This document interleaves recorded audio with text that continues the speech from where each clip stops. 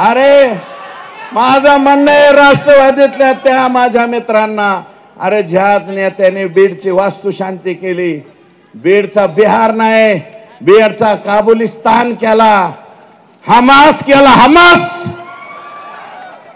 Hamas पेक्षा सुद्धा वेगळं वागणं नाही तुमचं. इतकी बेकार तालिबानी हे वागणं तुमचं कसं आहे, हे वागणं बरं नव्ह. आणि तुम्ही इथं येऊन अजितदादाच्या कानात जाऊन काय सांगता रे, आणि तुम्ही बोलता. माझी विनंती आहे, अजितदादाच गेलते, मी दादान काल म्हणलं वाद क्या हुआ तेरा वादा. अरे अजितदादावर टीका केली नव्हती मी, गमून लावून घेता उगाच. अजितदादा बरोबर 10-11 वर्ष आम्ही बे काम केलं, तो तसा माणूस नाही. पण जे घेरा घेतलाय अजितदादाला, सगळे यंड गंड मंड रंड अंड असले हे जे घेरा घातलेले हे लायकवान माणसं नाहीत असं मला वाटतं. अजितदादा जरा डोळं उघडून बोला, बघा खाली काय चाललंय ते. माझं म्हणणं आहे पुण्यातलं बारामती तुमच्या मतदारसंघातले 100-200 माणसं पाठवा ना अजितदादा, 200 माणसं पाठवा दादा. महेश माझं म्हणणं चूक आहे का? पाठवा ना बीड जिल्ह्यात. अजितदादा तुमच्या विश्वासातले माणसं पाठवा, तुमच्याजवळ प्रचंड लोक आहेत. गावागणीशी एक माणूस पाठवू शकतात अजितदादा. 1200-1300 गाव आहेत बरं का. 1500 माणसं पाठवा ना दादा. एका गावात जाऊन 2-2 दिवस मुक्काम करून येऊ द्या ना. तुमचे हे जे शागिर्द आहेत हे कसं वागते, एकटा मराठा समाजाच्या बाबतीत नाही.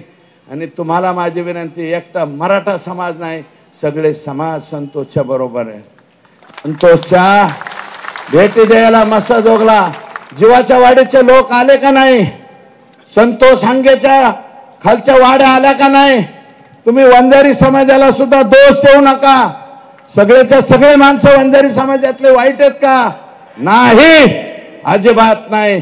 2%, 4%, 5%, 10% असतील, 90% वंजारी समाजाला सुद्धा ही गोष्ट पटलेली नाही, बिलकुल पटलेली नाही. तुम्ही का अंतर पाडताय लोकात, कशामुळं? आणि मी तर काल म्हणलं ना आज मी म्हणतो, एकच पर्व इथून पुढं ते 2 नेते आणि त्यांना मानणारे त्यांच्या समाजातले 10%, त्यांच्या समाजातले सुद्धा 90% आपल्या बरोबर घ्या. एकच पर्व आणि सर्व एकत्र, सर्व आपल्या सहित सर्व एकत्र. काय अडचण आहे?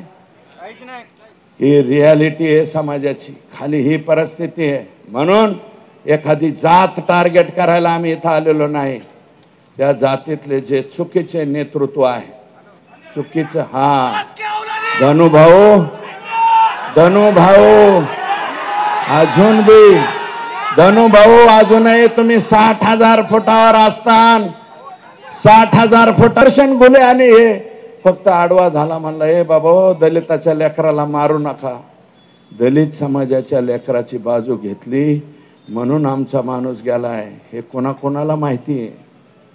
अजून माहित नसलं तर पुण्याच्या या मायबाप जनतेला सांगतो, दलित समाजाच्या लेकराला मारलं म्हणून संतोष त्याच्या ह्याला गेला.